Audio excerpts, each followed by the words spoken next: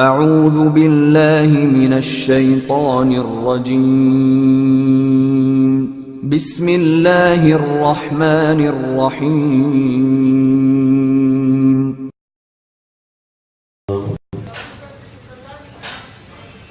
الحمدللہ وکفا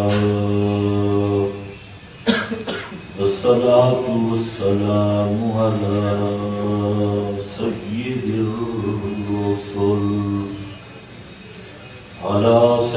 الرسل وخاتم الانبیاء اما بعد فاعوذ باللہ من الشیطان الرجیم بسم اللہ الرحمن الرحیم فاعبد اللہ مخلصا لہ الدین الا للہ الدین الخالص سبحان ربک رب العزة عما یصفون وسلام علی المرسلین والحمد للہ رب العالمین۔ انتہائی قابل قدر بزرگوں اور بھائیوں، انسان اس دنیا میں چند روز کے مسافر کی حیثیت سے آیا ہے اور اس دنیا کی ہر چیز وہ انسان کے لیے سبق اور عبرت ہے کہ یہ جہان ایک فانی جہان ہے اور اس جہان پر جو بھی آیا وہ چند عرصہ گزار کے دن گزار کے وہ اس سے ضرور جانے والا ہے اور انتہائی مختصر زندگی انسان کو ملی ہے۔ اگر اس زندگی کو انسان سمجھ لے اور آنے کا مقصد سمجھ لے اور اس کے مطابق زندگی گزارے تو ہمیشہ کی راحتوں اور خوش نصیبیوں میں چلا جائے گا، اور اگر اس زندگی کے پیریڈ کو ضائع کر دیا اور جس مقصد کے لیے اللہ نے انسان کو پیدا کیا تھا اس مقصد کو پورا نہ کیا تو چند دن کے بعد موت اور موت کے بعد ہمیشہ کا نقصان اور خسارہ ہوگا۔ ہر انسان کو اس چیز پر سوچنے کی ضرورت ہے کہ اللہ رب العزت نے ہمیں بھیجا، ہمیں نعمتوں سے مالا مال کیا اور یہ مختصر سا پیریڈ ہمیں مل گیا، کیا یہ اس زندگی کے بعد کوئی اور زندگی بھی ہے یا کھا پی کر یہاں ختم ہو جانا ہے؟ تو ظاہر بات ہے کوئی مانے نہ مانے تو یہ دنیا کی زندگی ایک مسافر خانہ کی حیثیت رکھتی ہے اور اصل زندگی آخرت کی زندگی ہے اور اصل نعمتیں آخرت کی نعمتیں ہیں اور اصل عذاب بھی آخرت کا عذاب ہے اور مصیبتیں بھی آخرت کی مصیبتیں ہیں۔ تو پھر کتنا نادان انسان ہے کہ دنیا کی چند روزہ زندگی جو گزرنے والی ہے اور گزر رہی ہے، گزر گئی ہے اور موت کا پتہ ہی نہیں کہ کب آ جائے، تو دنیا کی مختصر زندگی کے لیے تو بڑی محنت کرتا ہے لیکن آخرت کی ہمیشہ کی زندگی اس کو بھلا دیتا ہے۔ تو اس چیز کو سوچنا چاہیے کہ اگر قیامت ہے اور یقیناً ہے، مرنے کے بعد کوئی مانے نہ مانے، اللہ کی عدالت میں حاضری ہوگی اور وہاں پر ہر چیز کا حساب ہوگا. تو جب یہ فکر اور یہ نظریہ انسان کے دل میں گھر گھر جائے تو پھر وہ سوچ کر قدم اٹھاتا ہے. اب آخرت میں کامیابی کس طرح ہوگی؟ آخرت میں کون بندہ کامیاب ہوگا اور کس مقصد کے لیے اللہ نے انسان کو پیدا کیا؟ یاد رکھو اس میں سب سے پہلی بات وہ ہے اللہ کی پہچان، اللہ کی معرفت، اللہ کی پہچان. اللہ نے اپنی پہچان کے لیے 1.25 لاکھ کے قریب انبیاء بھیجے اور کئی کتابیں بھیجی اپنی پہچان کرانے کے لیے کہ میرا بندہ مجھے سمجھ جائے میں کون ہوں اور میری معرفت اس کو حاصل ہو جائے. لوگوں نے اللہ کی پہچان کے سلسلہ میں یہ ٹھوکر کھائی ہے اور یہ سب سے اہم مسئلہ ہے کہ اللہ کی پہچان کیا ہے، اللہ ہے کون، اس کی پہچان ہے کیا، ہم نے عقیدہ رکھنا کیا ہے. تو اس سلسلہ میں یہ بات ذہن میں رکھو کہ یہ بات عقل سے سمجھ نہیں آ سکتی کہ انسان اپنے عقل سے سمجھے کہ اللہ کون ہے، یا دنیا کی کسی بڑے سے بڑے سکالر، منطقی، فلسفی یا کسی بزرگ کے کلام سے سمجھے کہ اللہ کون ہے. یہ سوال ہی نہیں پیدا ہوتا کیونکہ اللہ وہ ہے لیسا کمثلہ ہی شیء کہ جس کی مثل کائنات میں ہے ہی نہیں.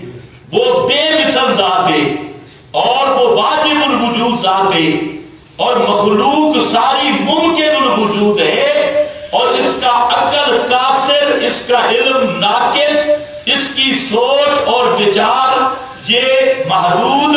اس لیے کوئی بندہ بھی اپنی سوچ سے اللہ کو نہیں پہچان سکتا، اپنی عقل سے اللہ کو نہیں پہچان سکتا، اپنے علم سے اللہ کو نہیں پہچان سکتا، اپنے منطق، فلسفہ، سائنس کی ڈگریاں حاصل کرنے والا وہ اللہ کو نہیں پہچان سکتا.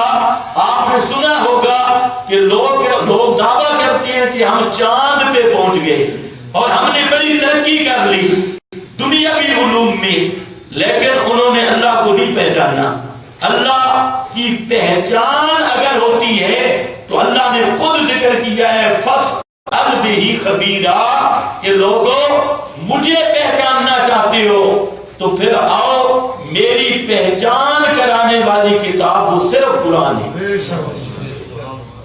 قرآن کے علاوہ اللہ نہیں پہچانا جا سکتا. اللہ کی وحی کے بغیر اللہ کی معرفت نہیں ہوتی.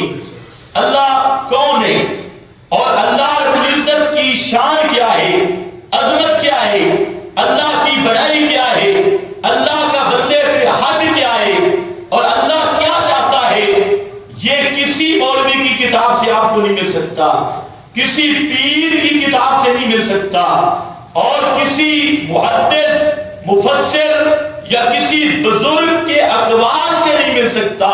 ساری چیزیں وہاں تلاش کرو لیکن جب اللہ کی پہچان کی بات آئے تو فرمایا فَاسْأَلْ بِهِ خَبِيرًا میرے پیغمبر میں اپنے بارے میں بتا سکتا ہوں کہ میں کون ہوں اور مجھے کس طرح ماننا ہے. تو اللہ رب العزت کی معرفت کے متعلق لوگوں کو اتنی بات تو ذہن میں تقریباً 95% رہی ہے کہ اللہ ہے. اللہ کے وجود کے منکر وہ چند لوگ اور وہ بھی میں سمجھتا ہوں کہ منکر نہیں ہے، وہ دار کو اللہ کہتے ہیں، زمانے کو تعبیر کرتے ہیں اللہ سے جو اپنے آپ کو داریہ کہتے ہیں، تو وہ بھی کسی نہ کسی درجے میں اللہ کے وجود کے قائل. تو اللہ کا وجود کا قائل ہونا یہ تو فطرت کے اندر راسخ بات ہے اور اس کا منکر بھی دنیا میں وہ بھی رعایت کر میں کہہ رہا ہوں کہ سوا چند معدود بے وقوفوں کے اللہ کے وجود کا منکر کوئی نہیں ہے. پھر بات وہ پہچانی ہے اللہ رب العزت کی کہ دنیا کے مشرک بھی پہچانتے تھے.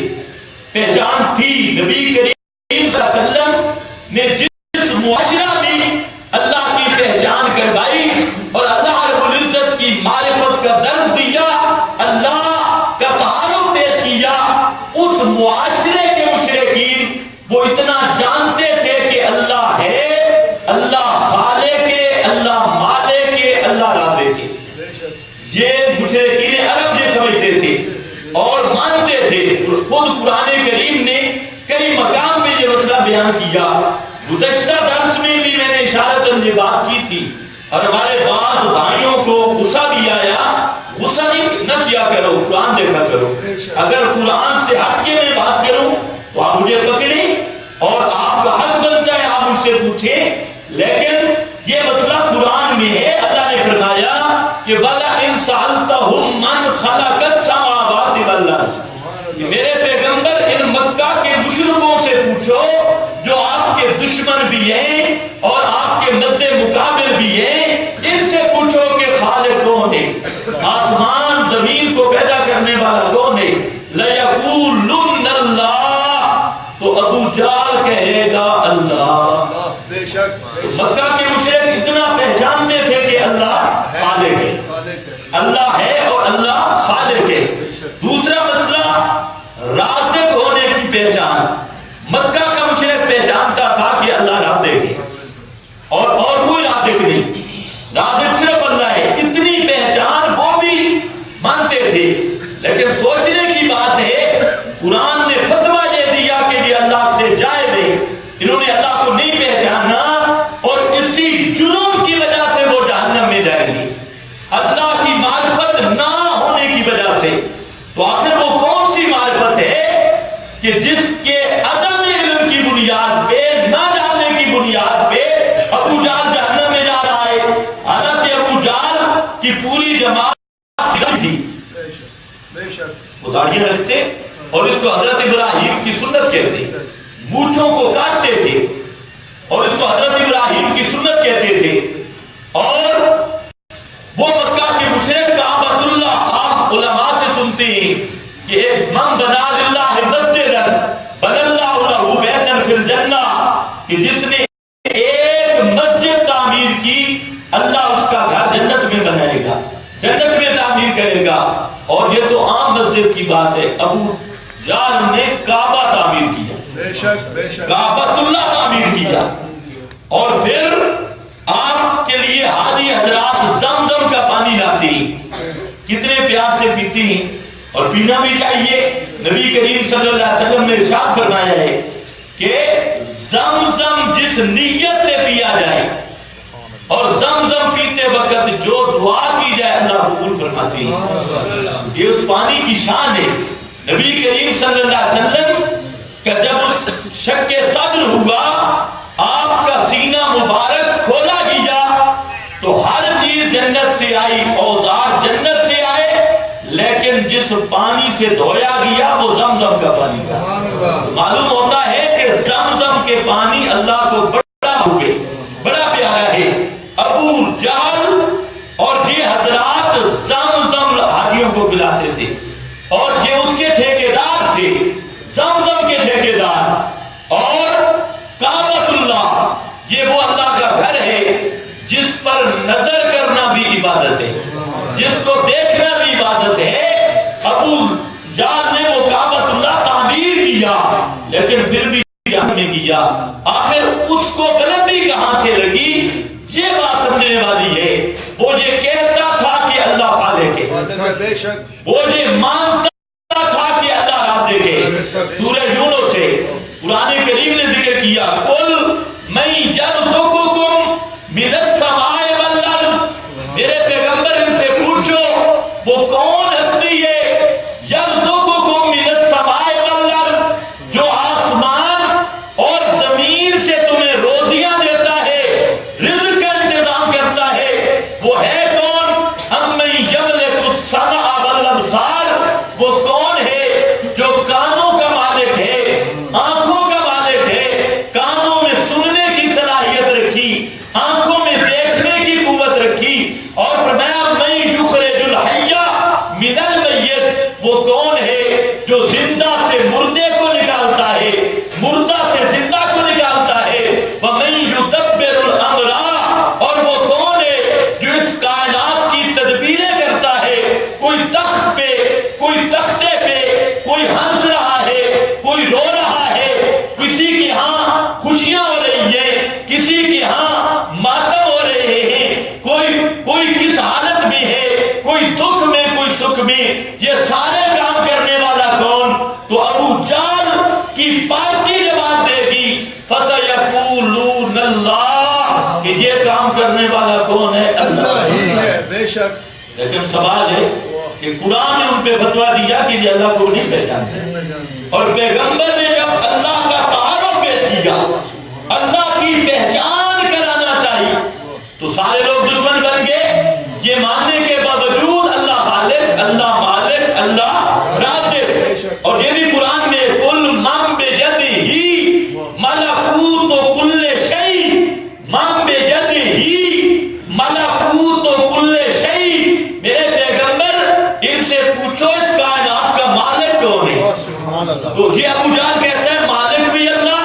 تو میرے دوستو تھوڑا سا میں توجہ طلب کروں گا اور غصہ نہیں کرنا، ذرا پیار سے اس بات کو سمجھنا ہے کہ ابو جہل اور مکہ کا مشرک وہ جو کہتا تھا اللہ خالق ہے، اللہ مالک ہے، اللہ رازق ہے، اللہ نے آسمان بنایا، اللہ نے زمین بنائی، اللہ نے دریا چلائے، اللہ نے نباتات اگائے، اللہ نے باغ لگائے، یہ توحید کا حصہ یا یہ معرفت کا حصہ یہ مکہ کا مشرک مانتا تھا، لیکن قرآن نے اس کو کافر کہا ہے۔ قُلْ يَا أَيُّهَا الْكَافِرُونَ، اللہ نے انہیں کافر کہا، اللہ نے انہیں مشرک کہا، اور اللہ نے پیغمبر کو حکم دیا میرے پیغمبر جو پہچان آپ کرانا چاہتے ہیں وہ اگر پہچان یہ نہیں مانتے اور وہ میرا تعارف نہیں مانتے فَاقْتُلُوا الْمُشْرِكِينَ، ان مشرکوں کو قتل کرو، یہ زمین پہ رہنے کے قابل بھی نہیں۔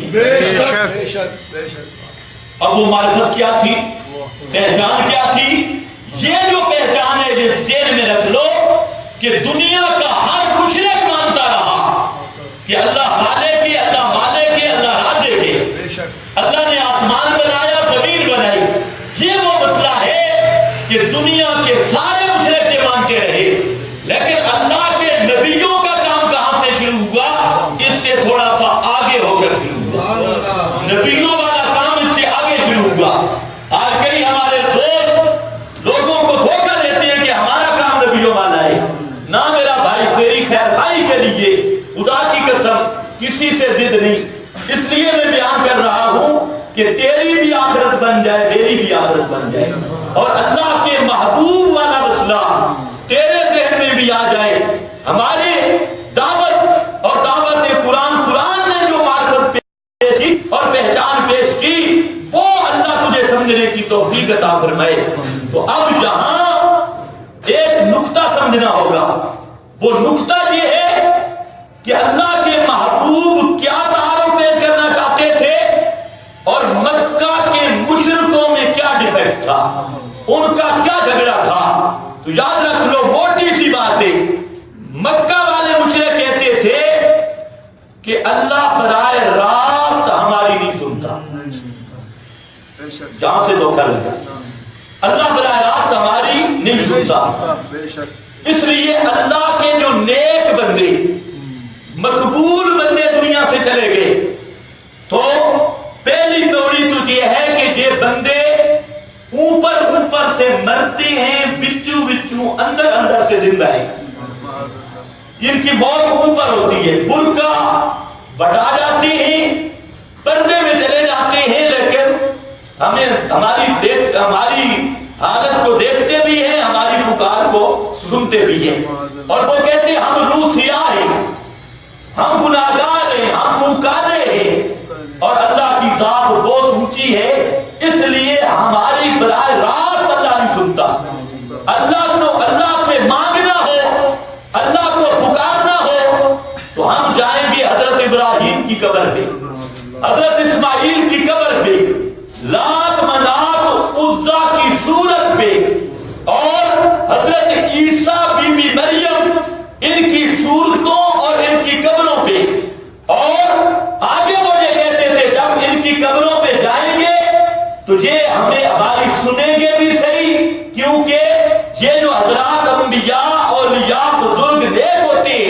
یہ قبروں میں زندہ ہوتی ہیں اور یہ ہماری پکاریں سنتے ہیں، ان کی روح کا کنیکشن ہوتا ہے اور تعلق ہوتا ہے، لہذا یہ ہماری پکار کو سنتے ہیں۔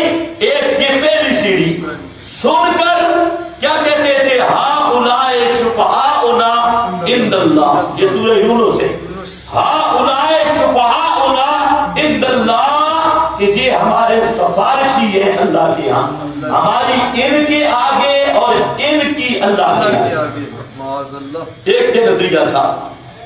دوسرا جو اس سے سمجھدار مشرک تھے وہ یہ کہتے تھے کہ جی اس طرح نہ کرو، اصل میں یہ ہے کہ جب ہم ان بزرگوں کو پکارتے پوجتے ہیں نا تو یہ ہمارے وسیلہ ہے، ہیلا وسیلہ، پکارتے اللہ کو ہیں لیکن ان کے محابے سے، ان کے محار سے، ان کے پاس، ان کے وسیلہ سے ہم اللہ کو پکارتے ہیں براہ راست، اللہ ہماری نہیں سنتا، ہم گناہگار اور رسیا ہیں۔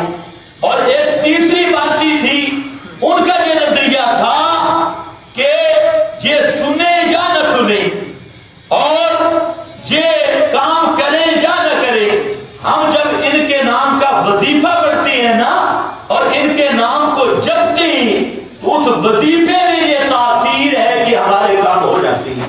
اللہ کو پکارنے کی بھی ضرورت نہیں، ان کے نام کا وظیفہ پڑھنے سے اور ان نام کو جپنے سے ہمارے کام ہو جاتے ہیں۔ یہ تین۔ اور چوتھا جو عام جن مشرک تھے ان کا یہ نظریہ تھا کہ اللہ نے ان کو طاقتیں عطا کر رکھی ہے اور ان کو اللہ نے قوتیں دے رکھی ہے، لہذا ہماری ان کے آگے، اور اللہ نے ان کو عزت دی، مقام دیا، یہ ہمیں بیٹا بھی دے سکتے ہیں، ہماری کھوٹی قسمت کھڑی بھی کر سکتے ہیں، اور یہ سب کچھ کرنے پر اللہ نے ان کو طاقتیں دی ہے۔ تو یہ چار نظریے مکہ کے مشرکوں کے چل رہے تھے، اور اللہ کے محبوب آ کر اللہ کی پہچان کی ابتدا کی اور فرمایا لوگوں میرے مالک کی پہچان یہ ہے کہ وہ اکیلا الہ ہے، اس کے سوا الہ کوئی نہیں۔ بے شک بے شک، وہ اکیلا الہ ہے، اس کے سوا الہ کوئی نہیں، الہ کوئی نہیں۔ پیغمبر نے جہاں سے پہچان شروع کی کہ الہ ایک ہے، دوسرا کوئی الہ نہیں، الہ ایک ہے، لا الہ الا اللہ۔ یہی وجہ تھی کہ میرے محبوب کی پہلی دعوت اور فرمایا ایھا الناس، اے لوگوں قولوا لا الہ الا اللہ، مان لو، جہاں قول میں مانا عقیدہ ہے، علماء سے پوچھو، مان لو، یقین کر لو، عقیدہ بنا لو، کیونکہ زبان سے کہنا کافی نہیں ہے، بے شک، زبان سے کہنا کافی نہیں، اس کو اندر اتارنا ہوگا اور اس کو ماننا ہوگا۔ تو قولوا لا الہ الا اللہ، لوگوں مانو۔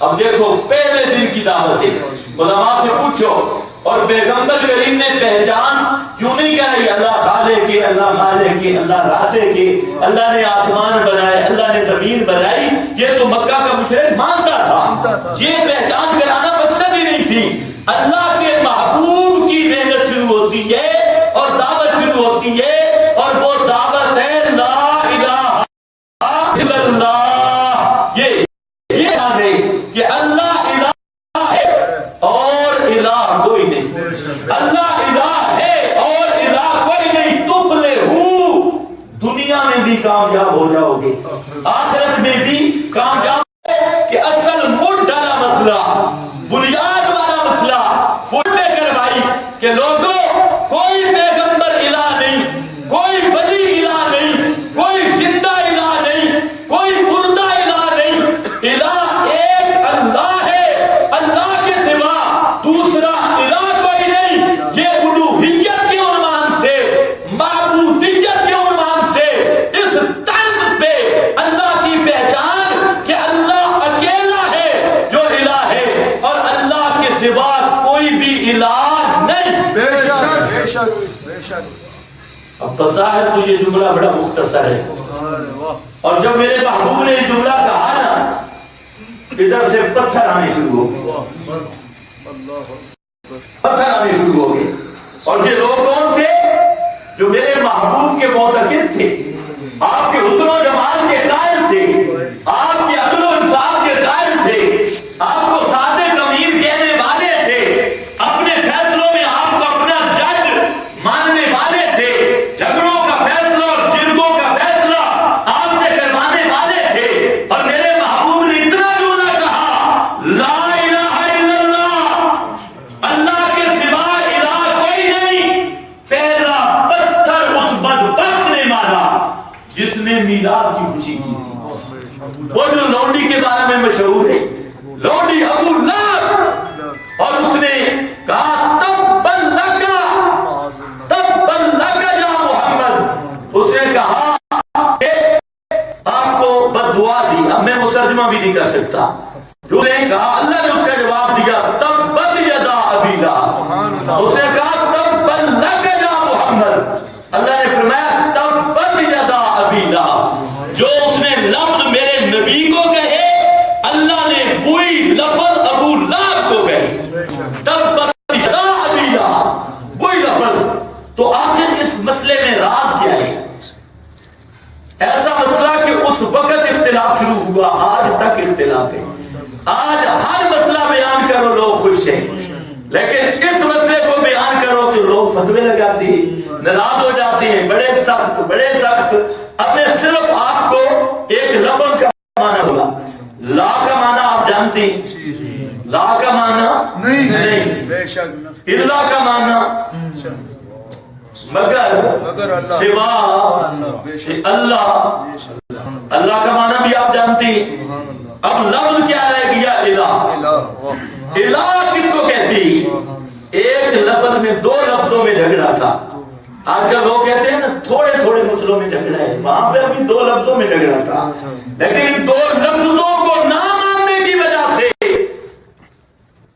حاجیوں کی خدمت کرنے والے بھی جہنم میں گئے، کعبۃ اللہ بنانے والے بھی جہنم میں گئے۔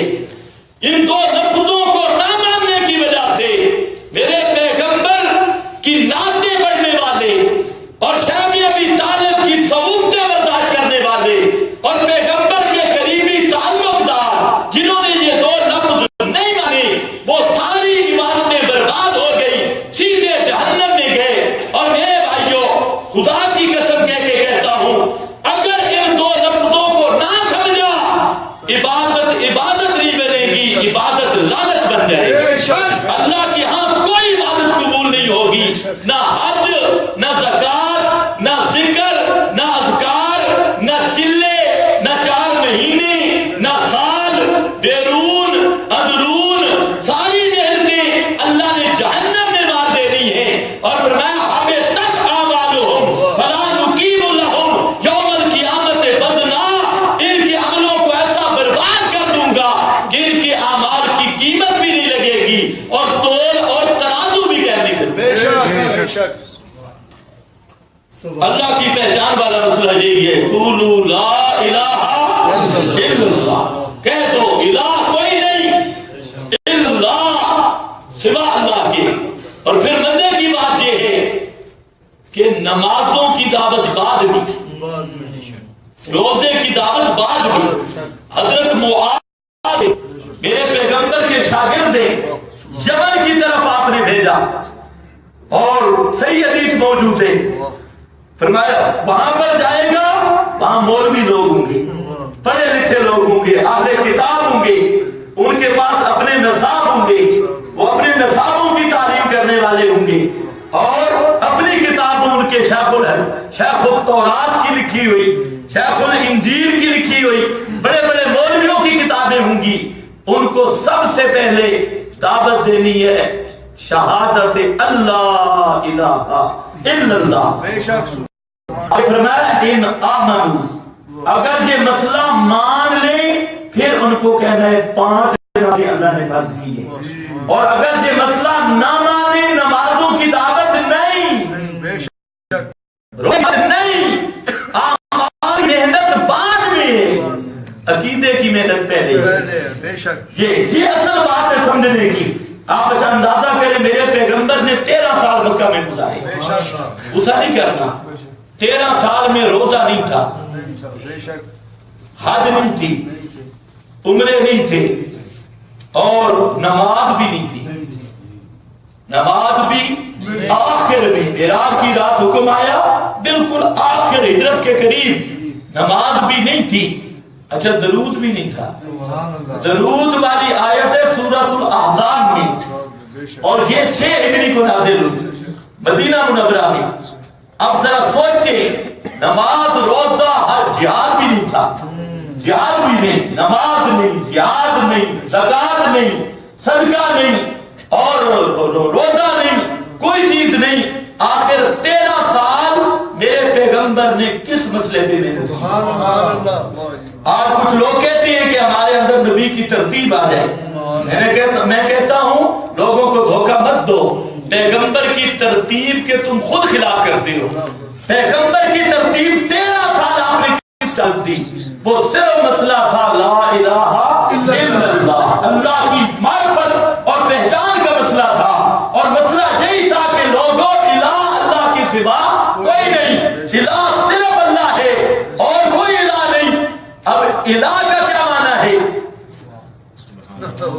اصل مسئلہ الہ کا معنی پکارے سننے والا، الہ کا معنی فریادیں سننے والا، الہ کا معنی حاجتیں پوری کرنے والا، الہ کا معنی مشکلیں حل کرنے والا، الہ کا معنی کھوٹی قسمتیں کھڑی کرنے والا، الہ کا معنی بغیر اسباب کے سننے والا، بغیر اسباب کے جاننے والا، بغیر اسباب کے تصرف کرنے والا، بغیر اسباب کے کام کرنے والا. تو الہ کا یہ معنی ہے. اور اللہ کے محبوب نے جب فرمایا کہ لا الہ الا اللہ، تو مطلب یہ تھا جو حضرت ابراہیم کی قبر پہ جا کے پکارنے والوں، حضرت اسماعیل کی قبر پہ جا کے پکارنے والوں، وہ نہیں سنتے. بے شک بے شک، کیونکہ ان کے اسباب ختم ہو گئے. اور بغیر اسباب کے سننا، یہ جو سنتا ہے اس کو الہ کہتے ہیں. وہ الہ ہوتا ہے لا الہ الا اللہ. اور تم کہتے ہو انبیاء اولیاء یہ قبروں سے سنتی ہیں. جب ان پہ موت آ گئی، ان کے اسباب ختم ہو گئے، جہان بدل گئی، تو اسباب ختم ہو جائیں، جہان بدل جائے، تو اسباب کے انقطاع کی صورت میں بغیر اسباب کے سننا یہ اللہ کا خاصہ ہے.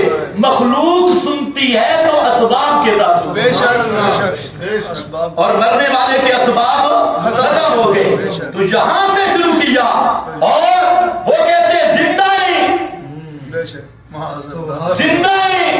اللہ کے محبوب نے مسئلہ بیان کیا سورۃ النحل میں والذین یدعون من دون اللہ، وہ ہستیاں جن کو یہ مشرک پکارتے ہیں اللہ کے سوا، سفاچی سمجھ کے، وسیلہ سمجھ کے، ہیلا سمجھ کے. یہ خالص قرآن ہے میرا بھائی، یہ خدا کی پہچان والی کتاب ہے. میں جن کو پکارتی لا یخلقون شیئا، وہ کوئی چیز بھی پیدا نہیں کر سکتے. وہم یخلقون، کیوں؟ وہ خود مخلوق ہے، خود مخلوق ہے. ایمان سے بتائیں پیغمبر مخلوق ہے، انبیاء اولیاء فرشتے ساری مخلوق ہیں یا نہیں؟ اللہ نے وجہ بیان کی وہ کوئی چیز پیدا نہیں کر سکتے. یا اللہ کیوں؟ فرمایا وہم یخلقون، وہ خود پیدا کیے ہوئے ہیں، خود مخلوق ہیں. کوئی چیز کیا؟ فرمایا یا محمد، سورۃ الحج ہے، ضرب مثل فاستمعوا لہ. اے لوگوں، ایک مثال بیان کی جا رہی ہے، اس کو ذرا دل کے کانوں کی کھڑکیاں کھول کے سنو. فاستمعوا لہ ان الذین تدعون من دون اللہ، جن کو تم اللہ کے سوا پکارتے ہو، لن یخلقوا ذبابا، وہ تو ایک مکھی بھی پیدا کرنے پر قادر نہیں. ایک مکھی، تم تو کہتے ہو نا 5 کلو کا بیٹا، تم تو کہتے ہو نا کھوٹی قسمت کھلیاں کر دیں دیں انہاں دے لیکھا میں بیٹھن اے آئینے میں. فرمایا لن یخلقوا ذبابا، کوئی مکھی نہیں پیدا کر سکتے. لولی ہو، لنگڑی ہو، اندھی ہو، منڈی ہو، کسی قسم کی مکھی کوئی مکھی پیدا کرنا تو دور کی بات. واہ میرے اللہ. اگر مکھی ان سے کوئی چیز چھین کے لے جائے, ان کے مزار پہ جو تم چڑھاوے چڑھاتے ہو, حلوہ شریف, مٹھائی شریف, دودھ شریف, اگر اس سے مکھی کوئی چیز چھین کر لے جائے, لا یستن کے ذو منہ, وہ مکھی سے چھڑا نہیں سکتے, چھین نہیں لگ سکتے, واپس لے آ نہیں سکتے. فرمایا وہ غیر سے مانگنے والا تو بھی کمزور ہے, اور جس سے مانگا ہے وہ بھی کمزور ہے. اور آگے اللہ نے جملہ ذکر کیا, وما قدر اللہ حق قدرہ, اس ظالم نے اللہ کی عزت ہی نہیں کی جیسے عزت کرنے کا حق تھا. کیوں؟ اللہ کون ہے, پہچان. فرمایا یہ ان کی حالت ہے, لا یخلقون شیئا, کہ میری عظمت سبحان اللہ. فرمایا خالق کا کم تمہیں پیدا کیا, تم میری قدرت کا شاہکار ہے, تمہیں پیدا کیا. اور کہاں؟ فی ظلمات ثلاث, 3 اندھیروں میں پیدا کیا. کوئی کاریگر اندھیرے میں کام نہیں کرتا, اور یہ وہ اللہ ہے بغیر اسباب کے کرنا, اسی کو کہتے ہیں اندھیرے اسباب میں ختم ہو جاتی ہیں. فرمایا 3 اندھیروں میں پیدا کیا, اور پھر پیدا کیسے کیا؟ سٹیپ بائی سٹیپ, مرحلہ بائی مرحلہ.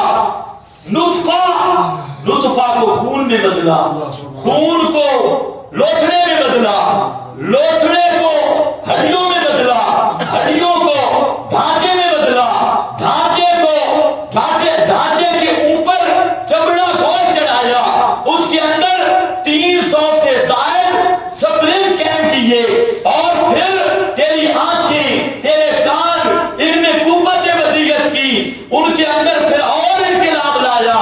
اپنی قدرت کا شاہکار, اپنے عمل کا شاہکار. ثم انشأناه خلقا آخر. فرمایا روح پھونک دیا, وہ جامد تھا, روح نہیں تھا, یہ جماعت تھا. جب روح آیا ماں کے پیٹ کے اندر حرکتیں کرنے لگی. میں تو وہ ہوں, اور تو کن کے بعد پھرتا ہے؟ لا یخلقون شیئا. میں دیکھ خالقک فسواک فعدلک, میں تجھے بنایا صرف نہیں سنوارا بھی ہے. اپنی قدرت کے کمپیوٹر پر تیری لینیں اس طرح سیدھی کر دی. سواک, آج اگر تیری ہڈی ٹوٹ جائے نا, دنیا کے ڈاکٹروں کے پاس میل وہ اس طرح نہیں لگا سکتے جیسے پہلے تھے. وہ ڈیفیکٹ ہے, ایک جوڑ ٹوٹ جائے نہیں بنا سکتے. پھر اپنا کیمرہ دے, کیمرے اپنے دے. آج جاتے ہیں, آج کیمرے کا دور ہے, پوچھتے ہیں موبائل کے کیمرے, فلانی چیز کے کیمرے, اس کی میموری کتنی ہے؟ کبھی سوچا ہے اللہ نے تیرے اندر کتنی میموری رکھی ہے؟ یہ اندر میموری کھڑی ہے, اور تیرا کیمرہ اتنا قوی ہے کہ دوسرے کیمرے تو سامنے کی چیز کو کیچ کرتے ہیں, اور تیرے اندر جو کیمرہ کھڑا ہے آج سے 60 سال پہلے والا تصور بھی اس کے پیچھے کھڑا ہے, اور 50 سال پہلے والی بات بھی پیچھے کھڑی ہے. تو توجہ کر. پھر میں خالق کا فسواک, اور میرے ساتھ تو نے ملایا کن کو؟ میں نے تجھے بنایا ہے, ذرا اپنی پیدائش تو دے. میں نے آسمانوں کو بنایا, اور اتنا بڑا لنٹر بغیر ستون کے, اتنا بڑا لنٹر جس میں ستون کوئی نہیں, جس میں پلر کوئی نہیں, جس میں کوئی درمیان میں ٹیپ کوئی نہیں, بغیر عمل ترونہا. فرمایا میں نے آسمانوں کو بنایا بغیر عمل کے, بغیر ستون کے. دیکھ تو سمجھے انسان, اور کروڑوں سال گزر گئے, کبھی دیکھے سلنڈر میں فرق پڑا ہو؟ فرجع نظر کرنا بسارا کرنا, ارجع البصر کرنا بعد مرہ. فرمایا ذرا میری اس مخلوق کو دیکھ تو صحیح نا, بار بار دیکھ, مڑ دیکھ, کیمرے لگا کے دیکھ, اور بار بار دیکھ.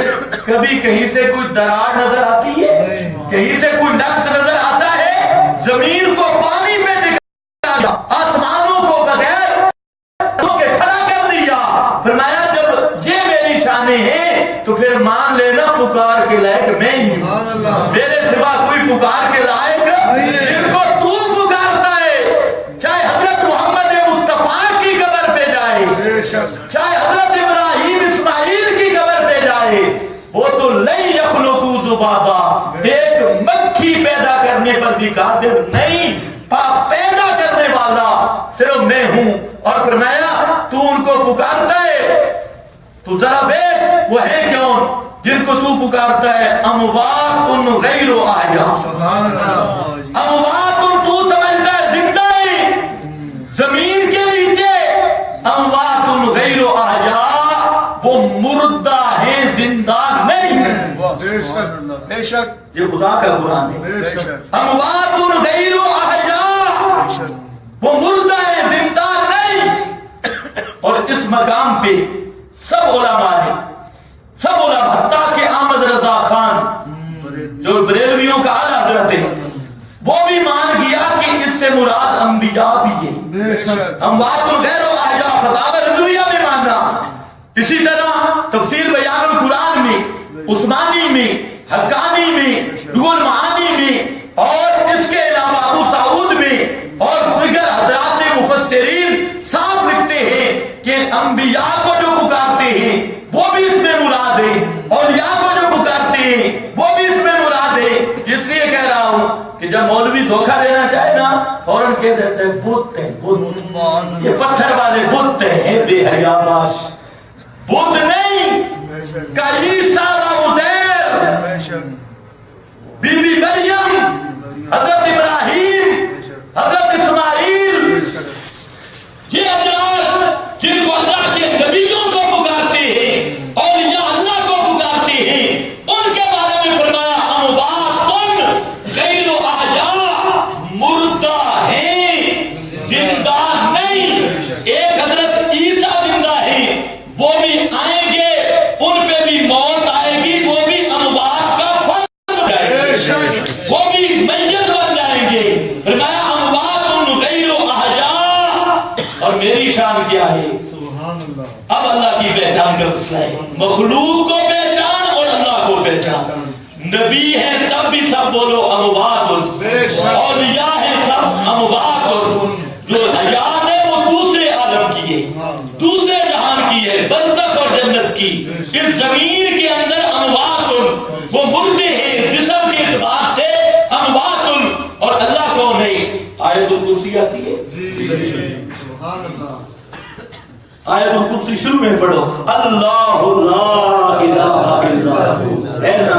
اب اس کا ترجمہ خدا کے لیے دیکھ لیں، اللہ لا الہ الا ہو، اللہ کی معرفت اور پہچان، اللہ وہ ہے کہ جس کے سوا الہ کوئی نہیں۔ آیت الکرسی، اسی کے بارے میں رسول پاک نے فرمایا کہ آیت الکرسی جس گھر میں پڑھی جاتی ہو اس کے گھر کے قریب شیطان نہیں آتا، اور میں کہتا ہوں جو اس کو سمجھ کے پڑھ لے اس کے گھر کے قریب شیطان مولوی بھی نہیں آتا، جن و شیطان بھی نہیں آتا، اور پیر اور ملا شیطان بھی اس کے قریب نہیں آئے گا۔ جو اس سورت کا معنی دیکھ لے، اللہ لا الہ الا ہو، اللہ وہ ہے جس کے سوا الہ کوئی نہیں۔ آگے آگے دیکھنا ہے، الحیو، الحیو، ادھر کیا فرمایا؟ اموات غیر احیاء، وہ مردے ہیں زندہ نہیں، اور اس لیے وہ الہ بن سکتے نہیں۔ اور میں کون ہوں؟ فرمایا اللہ لا الہ الا ہو، الحیو، الحیو، میں الہ ہوں اس لیے کہ میں الحی ہوں۔ الحی سمجھتے ہو؟ الحی ہمیشہ زندہ رہنے والا، ہمیشہ زندہ رہنے والا۔ فرمایا وہ نہیں سنتے، کیوں؟ ان کی حالت یہ ہے کل من علیہا فان، کل شیء ہالک، کل من علیہا فان ویبقی وجہ ربک ذو الجلال والاکرام۔ یہ ساری مخلوق کے لیے فنا ماننا اور اللہ کے لیے بقا ماننا، یہ ہے اللہ کی پہچان، جو پہچان محمد مصطفیٰ نے کرائی۔ مخلوق پر موت کا آنا، مخلوق کا میت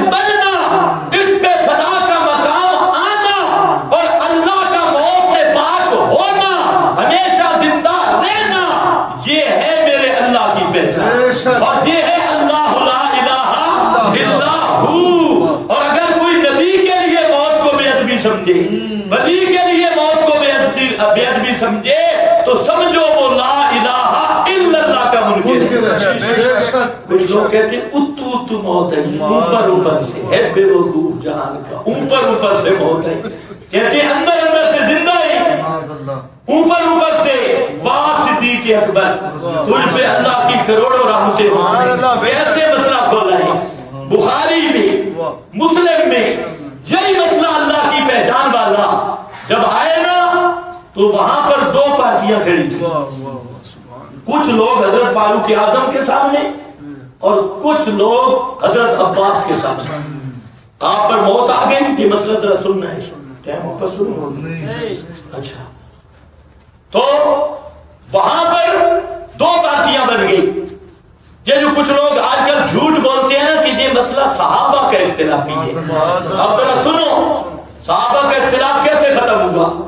حضرت عمر کہتے تھے کہ پیغمبر کریم پہ موت نہیں ہے، آپ بے ہوشی بھی ہیں، اور حضرت عباس پیارے پیغمبر کا چچا عباس وہ ایک سائڈ پہ کھڑے تھے اور وہ اعلان کر رہے تھے۔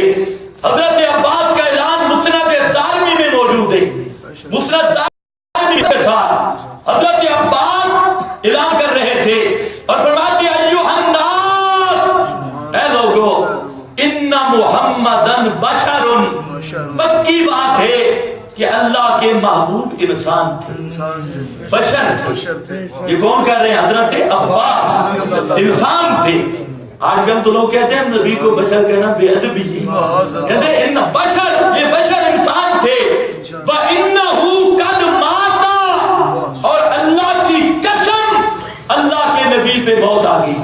إِنَّهُ قَدْ مَاتَ، اگلا جملہ کہا حضرت عباس نے، فرمایا ادفنوا صاحبکم، حضرت نبی کریم علیہ السلام کو دفن کرو۔ اگر حضرت عمر والی بات ہوئی نا کہ پیغمبر کریم زندہ ہے اور اوپر سے غشی ہے تو ان اللہ یبحث عنہ التراب، تم تو دفن کر دو میت سمجھ کے۔ اگر رسول پاک زندہ ہوئے تو اللہ کا قانون یہ ہے اللہ زندہ کو قبر میں نہیں رکھتا، اللہ قبر کی مٹی ہٹا کر پیارے پیغمبر کو باہر لے آئے۔ سبحان اللہ۔ یہ کون کہتے ہیں؟ حضرت عباس۔ حضرت عباس نبی کا صحابی، صحابہ کے مجمع میں ان کے سامنے کہتی کہ اللہ زندہ نبی کو قبر میں رکھتے نہیں ہے۔ اسی لیے رسول پاک نے فرمایا، حضرت عمر، حضرت ابو بکر آپ کے ساتھ تھے اور فرمایا قیامت کے دن ہاکذا نبعث یوم القیامہ، اور لوگوں ہاکذا نبعث یوم القیامہ، جس طرح آج میرے ایک کندھے کے ساتھ ابو بکر ہے، دوسرے کے ساتھ عمر ہے، قیامت کے دن ہم اسی طرح زندہ کر کے اٹھائے جائیں گے، زندہ کر کے اٹھائے جائیں گے، لیکن وہ کب ہوگا؟ قیامت کے دن۔ ہاکذا نبعث یوم القیامہ۔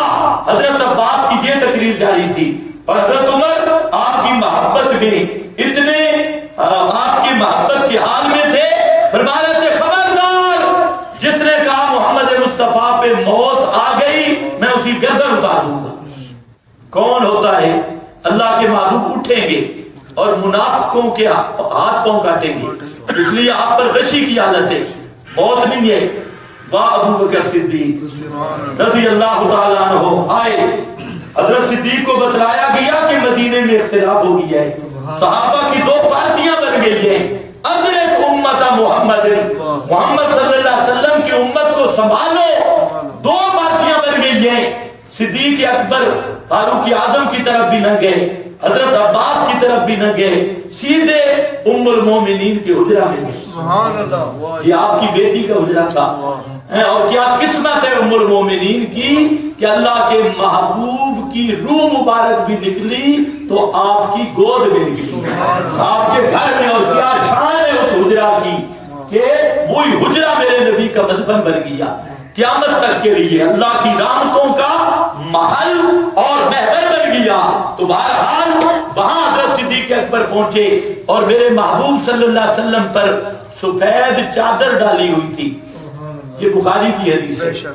یہ جو لوگ ریپوٹیشن پیش کرتے ہیں نا ادھر ادھر کی، وہ نہیں ہے، جن کا کوئی اتا پتہ نہیں۔ چادر اتاری، بوسہ دیا، اور بوسہ آپ کے ماتھے پہ بوسہ دیا، اور فرمایا طبتا حیم و میتا، اللہ کے محبوب آپ زندہ تھے تب بھی خوشبودار تھے، آج میت ہو گئے ہو تب بھی خوشبودار۔ کیا لفظ بولا؟ طبتا حیم و میتا۔ آج کل کیا کہتے ہیں؟ یہ مماتی ہے، مماتی ہے۔ واہ واہ، تو یہ پہلا مماتی تو ابو بکر صدیق ہے جو کہہ رہا ہے طبتا حیم و میتن۔ کہتے ہیں نبی کو میت کہنا بے ادبی ہے۔ کیا حضرت صدیق اکبر سے بڑا کوئی ادب والا ہے؟ اور سب صحابہ کرام موجود ہیں، پھر حضرت صدیق حجرہ سے باہر ہے، وہاں پر ایک جملہ کہا لا یجمع اللہ علیک الموتتین، اے میرے محبوب حضرت عمر والی بات اگر ہو نا کہ صرف بچی ہے پھر آپ اٹھیں تو پھر دوبارہ موت آئے گی، نہ ایک موت جو آنی تھی آ چکی ہے، اور فقد متہا، اب نہ قیامت تک دوبارہ اس جسم نے زندہ ہونا ہے اور نہ قیامت تک دوسری موت نے آنا ہے۔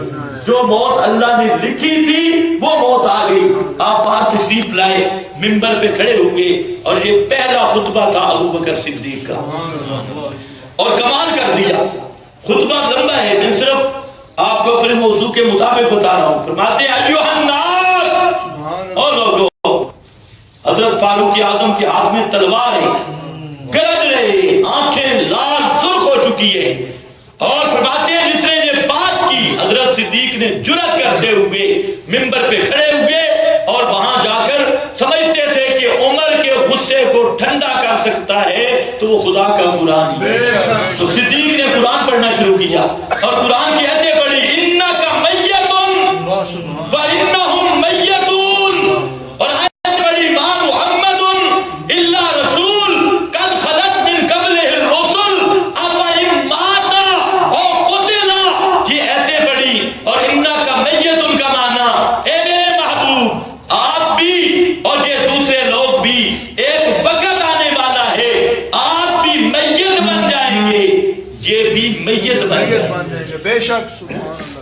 آج کا جہاں ترنول کا فراڈی ملا وہ کیا کہتے ہیں جی مماتی مماتی، میں نے کہا اب لگا ذرا فتوا، انک میتون قرآن کہہ رہا ہے، اور جو نبی کی ممات کا منکر ہو وہ قرآن کا منکر ہے، یہ کوئی فروعی مسئلہ نہیں، اور یہ سارے صحابہ کہہ رہے ہیں، اور آج کا یہ فراڈی ملا کیا کہتا ہے جی فلانا مماتی ہے، اس کے پیچھے نماز نہیں ہوتی، اور تو کون ہے؟ باحیاتی، للو، جس کا کوئی عقیدہ شقیدہ کوئی نہیں، نہ میرا بھائی آپ قرآن سے دے انک میتون، گھر میں پڑھ سورہ زمر ہے، اس کو گھر میں پڑھ انک میتون وانہم میتون، یہ مولی خضر کی بات نہیں ہے، جہاں ہمیں بدنام کرتے ہیں مولی خضر نے بڑا یہ مسئلہ چلایا، یہ خدا کے قرآن کی حدیث انک میتون وانہم میتون۔ اور پھر صدیق نے جملہ کہا، فرمایا الا من کان منکم یعبد محمدا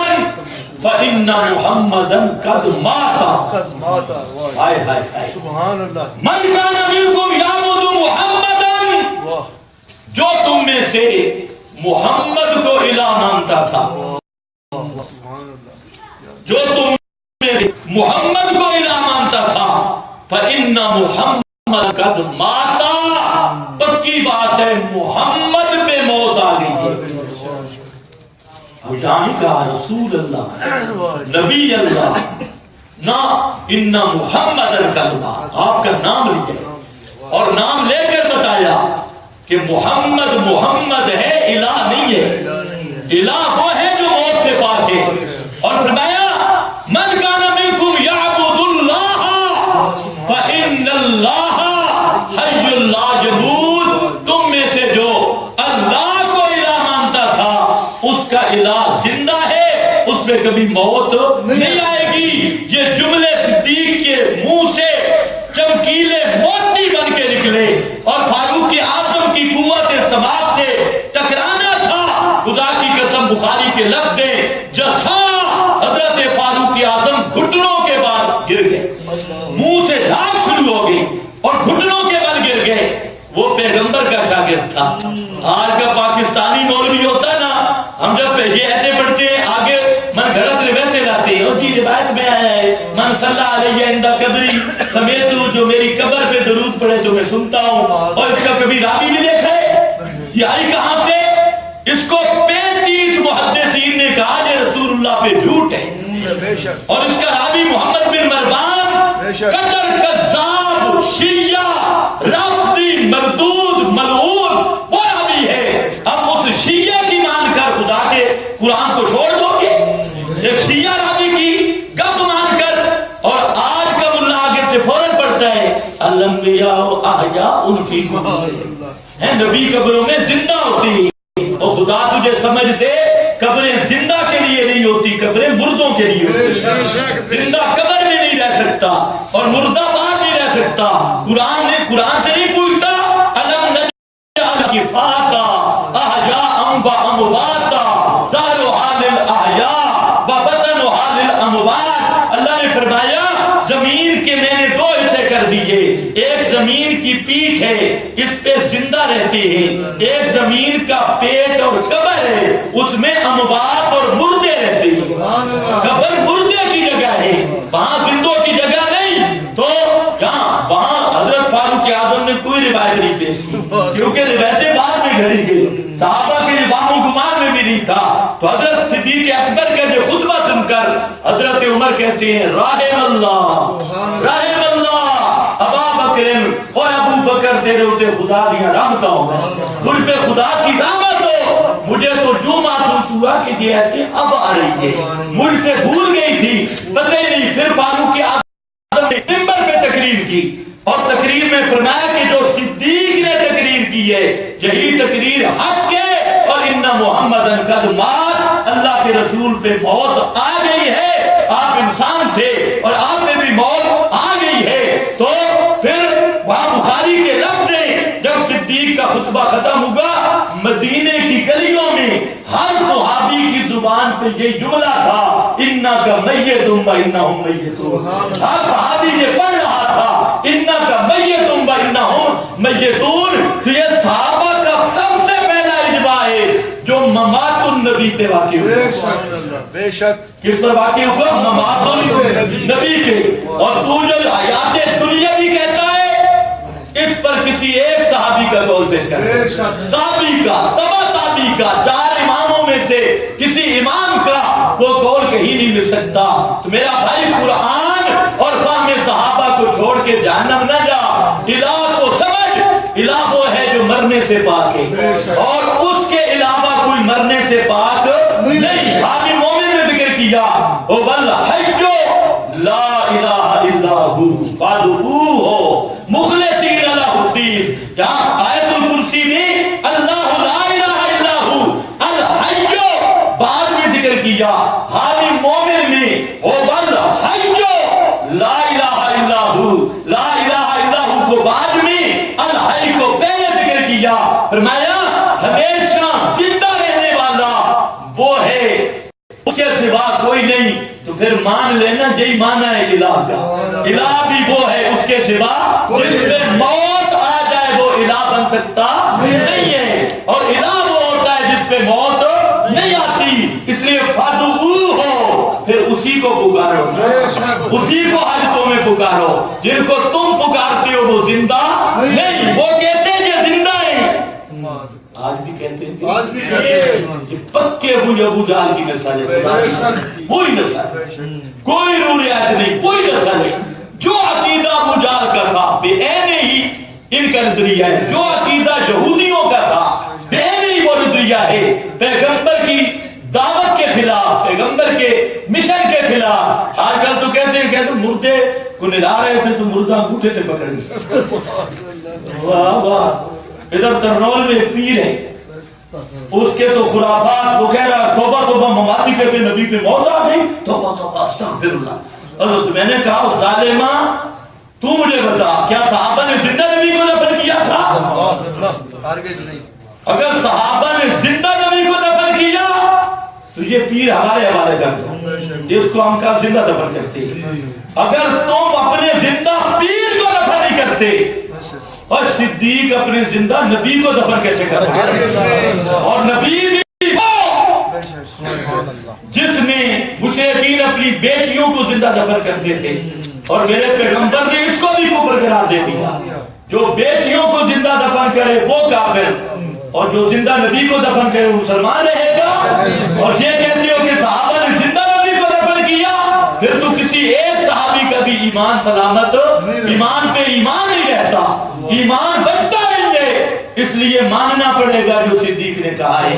بہرحال میں عرض یہ کر رہا تھا، اللہ نے اپنی پہچان کروائی اور مقام پہ فرمایا وَتَوَكَّلْ عَلَى الْحَيِّ،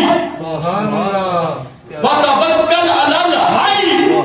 میرا پیغمبر ابراہیم پہ بھروسہ نہ کرنا، اسماعیل پہ توکل نہ کرنا، نوح پہ توکل نہ کرنا، باپ آدم پہ توکل نہ کرنا، توکل کرنا الحی، زندہ پر۔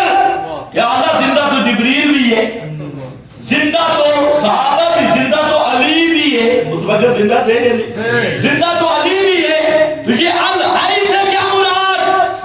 کس سے مدد مانگوں، کس پہ بھروسہ کروں؟ اب آئی پہچان، فرمایا الحی الذی لا یموت، الحی الذی لا یموت۔ میرا پیغمبر اس پر بھروسہ رکھنا اور اس تے ہاں رکھے۔ یہ جملہ سمجھتے ہو؟ اس تے ہاں رکھ، اس پر بھروسہ رکھ، اس پر امیدیں رکھ، اس پر یقین رکھ۔ الحی جو ایسا زندہ ہے لا یموت، جس پہ کبھی موت نہیں آئے گی۔ جبریل پہ موت آئے گی، میکائیل پہ موت آئے گی، حضرت عیسیٰ پہ موت آئے گی، حضرت محمد مصطفیٰ پر موت آ گئی، باقی انبیاء پر موت آ گئی۔ جو مر جائے وہ سنتا بھی نہیں، جو مر جائے وہ زمین میں زندہ بھی نہیں، جو مر جائے وہ سفارشیں کر سکتا بھی نہیں، جو مر جائے وہ تیری عرضیاں اس دربار تک پہنچا سکتا بھی نہیں۔ لہذا ان کے چاروں نظریوں پر جو مر جائے وہ کر بھی نہیں سکتا، کروا بھی نہیں سکتا۔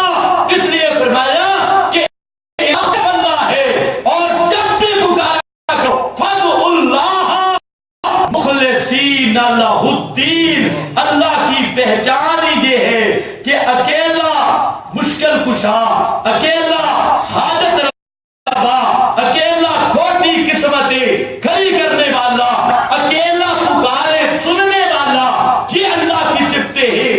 اگر ان چیزوں میں کسی زندہ مردہ نبی ولی کو شریک کیا تو وہ اس نے اللہ کو نہیں پہچانا، اور وہ لا الہ الا اللہ کا منکر ہے۔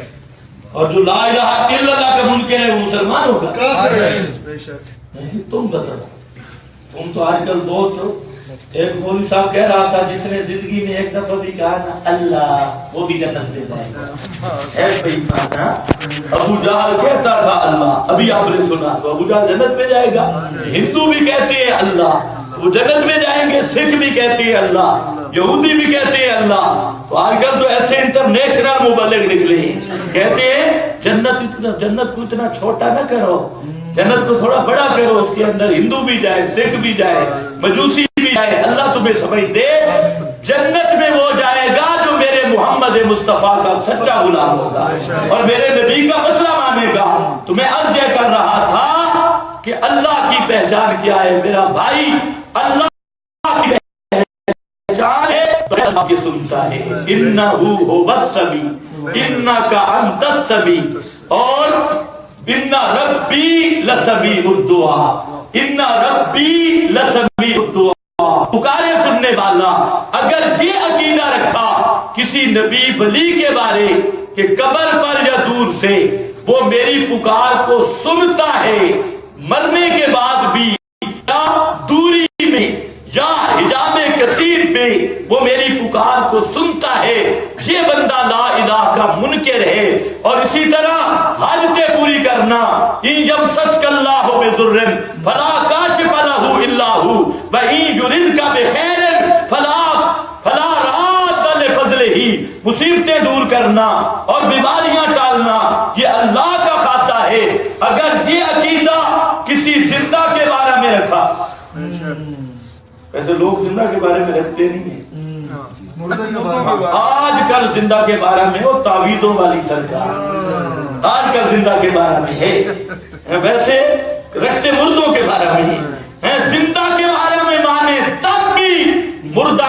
بارگاہ میں مانے تب بھی اس نے اللہ کو نہیں پہچانا، اس نے اللہ کو اکیلا الہ نہیں مانا۔ اسی طرح ہر وقت ہر ایک کے حالات کو جاننا، عالم الغیب ہونا، حاضر ناظر ہونا، اور پوری کائنات کا داتا ہونا، اور پوری کائنات کا غوث اعظم ہونا، یہ اللہ کا خاصہ ہے اور کوئی اس میں شریک نہیں۔ اگر مخلوق کو بھی یہ مانا تو اس نے مخلوق اور اللہ کو رلا ملا دیا، اور جو اللہ اور مخلوق کو گڑبڑ کر دے، رلا ملا دے، اللہ فرماتے ہیں کیف تکفرون باللہ، وہ میری ذات کے منکر، اس نے مجھے پہچانا ہی نہیں ہے، اس نے مجھے مانا ہی نہیں ہے۔ تو میں نے مختصر طور پہ آپ کے سامنے یہ ایک درد رکھا ہے کہ اس کی طرف توجہ کرو، اللہ کو پہچانو، اللہ کی پہچان جو محمد مصطفیٰ نے کرائی، اور جو اللہ ہے نا میرے اللہ جیسا کوئی بھی نہیں، یہ اللہ کی پہچان ہے۔ لیسا کمثلہ شیء، یہ لوگ کہتے ہیں لیکن اس پہ ڈنڈی مارتے ہیں۔ میرا اللہ وہ ہے کہ اس جیسا کوئی بھی نہیں، اللہ جیسے سنتا ہے اس طرح کوئی سنتا نہیں۔ تو پھر مردہ دے سنن دے قائل، وہ بھی تو بغیر اسباب کے قائل ہے، یہ کیسے اللہ کو پہچاننے والے ہیں؟ تو اس لیے اللہ جیسے دیتا ہے اس طرح کوئی دے سکتا نہیں، اللہ جیسے جانتا ہے اس طرح جان سکتا کوئی نہیں۔ اللہ کی ہر صفت وہ بے مثل اور وہ وحدہ لا شریک ہے اپنی ذات اور اپنی صفات میں، اور یہی سبق پڑھایا ہے محمد الرسول اللہ صلی اللہ علیہ وسلم نے۔ بس جہاں تک میں نے مختصر انشاءاللہ آئندہ درس اس سے آگے شروع کروں گا۔ میں بیمار بھی تھا، ابھی بھی ڈاکٹر کے پاس گئے تھے اور وہاں ہسپتال میں، تو وہاں سے میں آ رہا ہوں تو تھوڑی سی چیز میں نے بیان کی، اللہ میرے لیے اس کو ذریعہ نجات بنائے آپ کے لیے۔ اب میرے بھائی کسی کا کوئی سوال ہے تو وہ بڑے پیارے انداز میں سمجھنے کی نیت سے اس کو عام اجازت ہے، چٹ لکھ کر کرے، زبانی کرے، جس طرح بھی ہو۔ کسی کو کوئی بات سمجھ نہیں آئی یا اشکال ہے تو بڑے کھلے دل سے پوچھ سکتا ہے۔ درس کا مقصد ہوتا ہے دین سمجھنا سمجھانا۔ آپ کچھ یہ اگر آپ میں ایک دو باتیں پیدا ہو جائیں، ایک تو اللہ سے دعا مانگیں رات تنہائی میں اٹھ کر اور کہیں یا اللہ جو مسئلہ تیرے پیغمبر کا تھا اور جو حق کا راہ ہے، اگر میں بھولا ہوا ہوں مجھے اس حق کا راستہ دکھا بھی دے، اس پر چلا بھی دے۔ ایک تو ہر آدمی یہ دعا کرے انشاءاللہ۔ دودھ پانی، ہر فرقہ واریت کا دور ہے، لوگ بڑے کئی کو تو ذوق ہی نہیں، وہ کہتے ہیں بس نماز روزہ کرو، حج زکات کرو تو اور مسائل کو نہ چھیڑو، لیکن یہ بات ذہن میں رکھو نماز روزہ حج زکات مقبول تب ہوگی کہ عقیدہ ٹھیک ہوگا۔ اگر عقیدہ ٹھیک نہ ہوا تو یہ عبادات عذاب بن جائیں گی۔ بعض ایسے بیوقوف لوگ ہیں وہ کہتے ہیں جی اپنا نماز روزہ کرتے ہو، ذکر اذکار کرتے ہو، کسی کو چھیڑو نہیں۔ اصل دین کا دشمن یہ ہے، اصل دین کا دشمن اور رسول کا دشمن اور رسول کی دعوت کا دشمن یہ ہے پیغمبر نے پہلے عقیدہ سمجھایا ہے۔ اگر عقیدہ نہیں تو خدا کی قسم نماز روزہ کرنے کی ضرورت نہیں، کیونکہ وہ نماز لعنت بن جاتی ہے۔ حدیث میں آتا ہے ربا مسلم، بہت سارے نمازی نمازیں پڑھتے ہیں اور نماز ان پہ لعنت کرتی ہے۔ تو یہ کس بنیاد پہ ہوتا ہے؟ جب عقیدہ گندا ہو جائے۔ تو سب سے بڑی فکر کرو اپنے عقیدہ سنوارنے کی، اور عقیدہ درست ہو گیا ہے مڈ نے، مڈ اگر پکا ہونا ایرا تو پھر لنٹر مضبوط ڈلتا ہے، اور اگر ایرا کچا ہو تو اوپر آپ جتنا بھی خرچہ کریں فضول ہے۔ تو اس لیے یہ عقیدہ یہ بنیاد ہے، اس کو جب مضبوط کریں گے تھوڑی نیکی بھی اللہ کے ہاں بڑی ہوگی، اور بغیر عقیدے کی عبادت کریں گے اللہ نے فرمایا کہ اس کا بدل بھی نہیں کروں گا، کتاب کے جہنم میں ڈالوں گا۔ تو سب سے بنیادی مسئلہ عقیدہ ہے، اس پر محنت بھی کرو سمجھنے کی، اس میں ضد نہ کرو، اور اس میں سنو، میری بھی سنو، دوسروں کو بھی سنو۔ ایک بات میں کہہ رہا ہوں، یہ چیز ملے گی اللہ سے مانگنے سے۔ اللہ سے مانگو، اللہ جو مسئلہ جو مشن تیرے رسول نے پیش کیا ہمیں ہمارے دل میں اسی کو رچا دے، وہی ہمیں عطا کر دے، اور جو مولوی رسول کرتا ہے یا اللہ اس کے شر سے ہمیں محفوظ کر دے اور اس کی شیطانی سے ہمیں محفوظ کر دے. یہ گھروں میں بیٹھ کے دعا کرو, رات کو اٹھ کے دعا کرو, اور پھر یہ بھی دعا کرو کہ اللہ ہمارا ایمان پہ خاتمہ کرنا. ایمان پہ خاتمہ ہو گیا یہ کامیابی ہے. اور دوسرا یہ بات بھی ذہن میں رکھ لو کہ حق والا راستہ قرآن کے بغیر نہیں مل سکتا. یہ مسئلہ صرف قرآن میں ملے گا, نہ فضائل اعمال میں ملے گا, نہ فیضان سنت میں ملے گا, نہ اصول کافی میں ملے گا. جتنے فرقوں نے جتنی کتابیں ناراض نہ ہونا کتابیں بنا رکھی ہیں, یہ سب مخلوق کی لکھی ہوئی کتابیں ہیں. ان میں جھوٹ بھی ہے, ان میں سچ بھی ہے, ان میں ضعیف بھی ہے, ان میں صحیح بھی ہے, ان میں حق بھی ہے, ان میں باطل بھی ہے, باطل چیزیں بھی ہیں اور غلط چیزیں بھی ہیں. اور اللہ کی یہ وہ کتاب ہے جس کے پہلے لفظ سے آخر تک حق ہی حق ہے, اس میں کوئی شک نہیں. ذالک الکتاب لا ریب فیہ, اس لیے کہ یہ ایمان والی کتاب ہے. اس لیے میرے بھائی آپ گھروں میں بیٹھ کے قرآن کا ترجمہ دیکھا کریں, قرآن پاک کو ترجمے سے دیکھو تو انشاءاللہ حق حق باطل باطل کھلے گا. پھر علماء سے بات کیا کرو, پوچھا کرو. اللہ کے نبی صلی اللہ علیہ وسلم نے فرمایا کہ جس آدمی کو پتہ نہیں نا سوال کرنا اس کے علم ہے, علم کا ذریعہ ہے. تو وہ مولوی ہوتے ہیں جو غصے ہو جاتی ہیں, وہ مولوی ہوتے ہیں جن کی دکان پہ سودا نہیں ہوتا. جہاں پر آپ جتنے سوال کریں انشاءاللہ ہمیں غصہ نہیں آتا. آپ گالیاں بھی دیں گے, ہم دعاؤں سے جواب دیں گے, آپ سختی بھی نہیں کریں گے. لیکن یہ شرط ہے کہ انابت کے ساتھ سوال جو ضرورت ہو آپ بالکل کریں. اور جو بھی مولوی اس سے جب سوال کریں گے تو آپ کو علم بھی ملے گا, ثواب بھی ملے گا. اگر کسی نے سوال کرنا ہے تو استاد جی بیٹھے ہوئے ہیں, برائے کرم کر سکتے بتا ہیں. دیجیے. کرنا چاہیے. ابھی تک نیا نیا کام ہے نا, جو نوجوان میرے ساتھی بھائی ہیں جو قبریں ہیں جن کو جو ہے نا پکی کر رہے ہیں اور اس پہ جو ہے نا ٹائلیں لگانا, اس کے بارے میں جو ہے نا دین کیا. بہت اچھا سوال ہے. میرے بھائی نے سوال کیا ہے کہ قبروں کو پکا کرنا جیسے مربع طریقے پر ہے اور ٹیلے لگانا یہ کیسا ہے. تو یاد رکھ لو شریعت میں یہ چیز حرام ہے. نبی کریم صلی اللہ تعالی علیہ وسلم کا فرمان ہے, آپ نے فرمایا کہ لا یجسس القبر, قبر لا یبنى علیہا. اور تمام فقہا نے لکھا, تمام فقہائے کرام نے لکھا کہ قبر کو پکا کرنا اور قبر پر چونا گچ کرنا یہ سب ناجائز ہے, شریعت کے خلاف ہے. اور قبر پر نبی کریم صلی اللہ علیہ وسلم نے فرمایا لعن اللہ زائرات القبور, ان عورتوں پہ خدا کی لعنت ہو جو قبرستان جاتی ہے. بل متخذین علیہا السرج, اور ان پہ خدا کی لعنت ہو جو قبروں پر چراغاں کرتے ہیں, دیے جلاتے ہیں, موم بتیاں جلاتے ہیں, بلب جلاتے ہیں, ان پہ خدا کی لعنت ہو. یہ رسول پاک کا فرمان ہے. اور آپ صلی اللہ علیہ وسلم نے حضرت علی, جانتے ہو نا, حضرت علی رضی اللہ تعالی عنہ, یہ حدیث ہے مسند احمد میں صحیح سند کے ساتھ.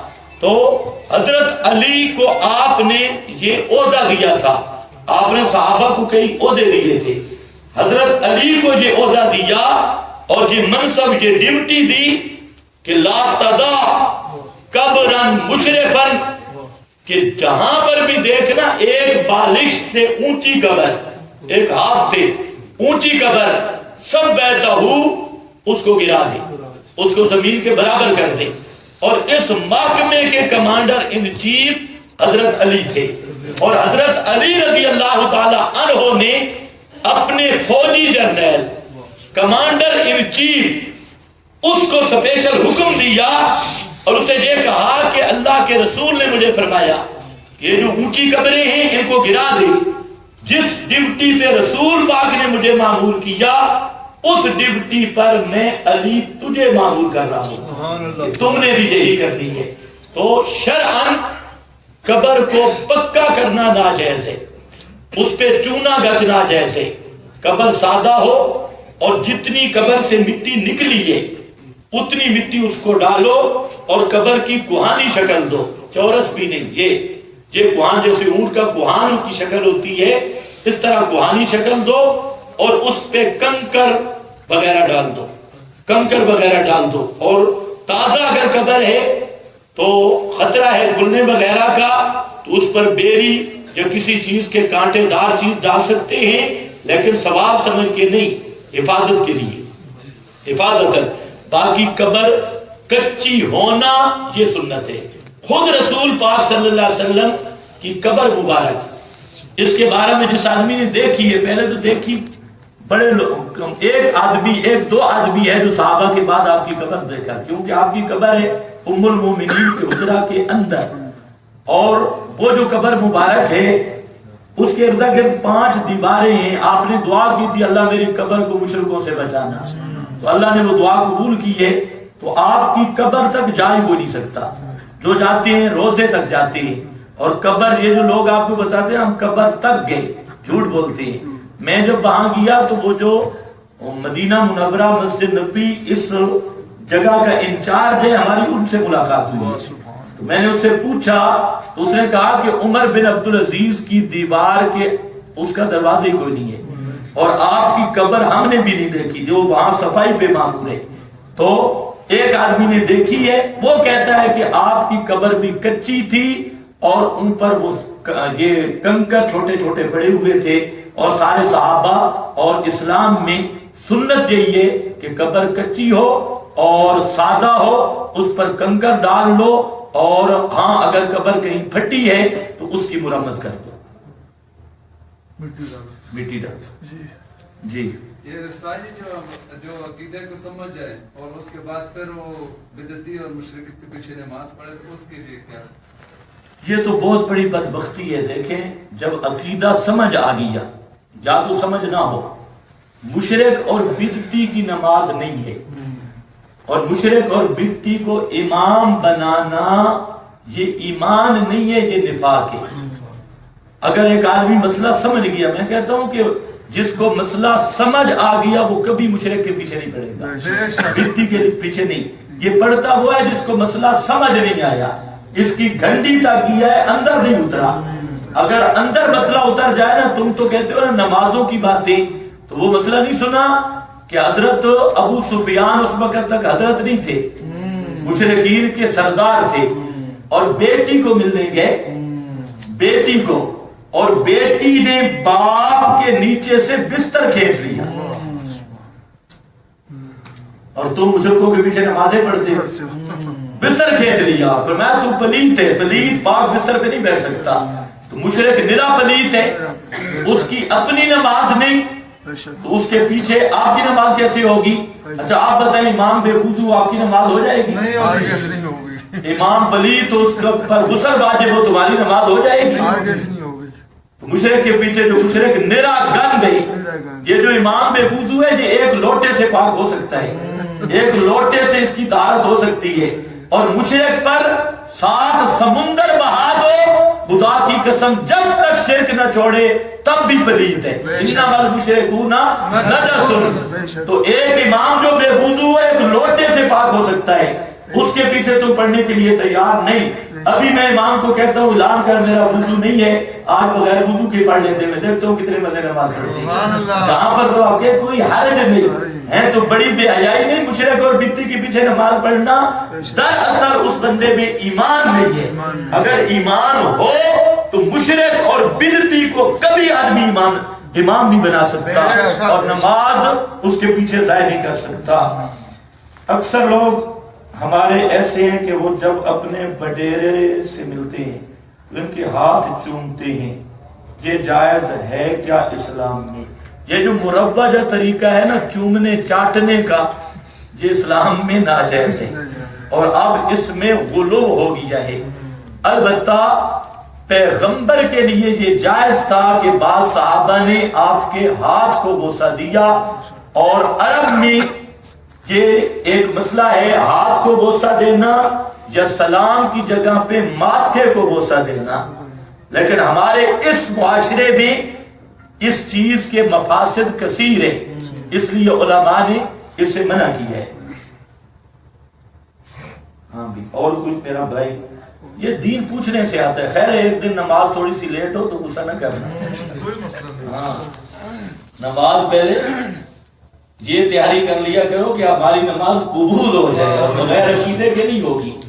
تو آپ جتنے میرے بھائی بیٹھے ہیں کم از کم سب کو میں دعوت دوں گا کہ یہ آپ کے قریب جمعہ ہوتا ہے تو آپ جمعے پہ تشریف لے آیا کریں. ہر جمعہ پہ تشریف نہیں لے آ سکتے تو کم از کم 2-3 جمعے وہاں پر تشریف لے آئیں. جس میں کوئی مسئلہ پوچھنا ہو تب بھی, مسئلہ سمجھنا ہو تب بھی. وہ انشاءاللہ 2 جمعے آپ آ گئے پھر مجھے کہنے کی ضرورت نہیں ہوگی. اور جو اپنے پرانے ساتھی ہیں وہ پوری محنت کریں. جہاں پر درس پہ اللہ ان کو جزائے خیر دے, ہمارے ان بھائیوں کو جنہوں نے یہ نظام کیا, اور اللہ ان کو استقامت دے, تو سارے ان کے معامل بن جاؤ. یہ جو درس ہے یہ ہمارا مستقل درس ہوگا اور کچھ عرصہ آگے چل کے سب کے سامنے میں قرآن رکھواؤں گا اور ایتیں آپ کو آنکھوں سے دکھاؤں گا. خود دیکھو, اس کا ترجمہ کرو, ترجمہ گھروں میں جا کے دیکھو. جس مولوی کا مرضی ہے نوٹ کر کے جاؤ. سوال و جواب کی درس مستقل, تو اس کے لیے دعوت دینی ہے. کون کون ساتھی تیار ہیں دعوت کے لیے؟ ہر دکاندار کو دعوت دینی ہے, ہر فرقے کو دعوت دینی ہے. ہم فرقہ واریت کے قائل نہیں. دیوبندی, بریلوی, آل حدیث, آل فلانا, ہم ان ناموں کے کوئی قائل نہیں. یہ صاحب کہہ رہا ہوں, ہم ہیں قرآن, سنت اور طرز صحابہ. ہمارے آئیڈیل اگر کوئی حوالے دینا کہ فلانا دیوبندی تے فلانا بریلوی تے فلانا آل حدیث, ہم اس تقسیم کا میں کوئی قائل نہیں. دیوبند بھی ایک مدرسے کا نام, جگہ کا نام ہے, بریلی بھی ایک جگہ کا نام ہے, اور آل حدیث یہ بھی ملکہ وکٹوریہ کی مہربانی کا نام ہے. ملکہ وکٹوریہ کے دور سے لیا ہے, یہ بھی ان کی مہربانی کا نام ہے. تو اس لیے ہم نہ انگریزی تحفوں پہ نام رکھتے ہیں اور نہ دیوبند بریلی کے مدرسوں کے. ہمارا معیار قرآن و سنت, اور قرآن و سنت کا جو معنی صحابہ نے سمجھا اور جو مفہوم صحابہ نے سمجھا ہے ہم اسی پہ کاربند ہیں, اسی کو نجات کا راستہ سمجھتے ہیں, اور اسی وہی ہماری دعوت ہے. تو جو اس دعوت کے ساتھ چلے آئے, ہمارے مرکز کے ساتھ آئے. ہم آپ سے پیسے نہیں مانگیں گے چندہ, آپ آئیں, صرف آپ کو دعوت دے رہے ہیں. 5 جمعہ بھی پڑھے, اور وہاں اگر نہیں آ سکتے تو اس درس کے لیے محنت کریں, ساتھیوں کو لائیں. آپ کو اگر کوئی بات غلط محسوس ہو رہی ہو تو آپ کو بالکل کھلی انشاءاللہ سوال و جواب کی نشست میں اجازت ہوگی, جیسے آج ہے کہ آپ کھل کے سوال کریں گے, ہم خوش ہوں گے. اور جیسا بھی آپ جو مرضی طور سوال کریں انشاءاللہ ہم اخلاق کے دائرے میں رائے کے جواب دینے کے پابند ہیں. ہم چاہتے ہیں کہ آپ کی بھی آخرت بن جائے, اللہ آپ کا عقیدہ صحیح کر دے, اور ہمیں بھی آپ کی اس عقیدے کی جب صحت ہوگی تو ہمیں بھی ثواب ملے گا. وآخر دعوانا الحمدللہ رب العالمین. وضو کر لیں.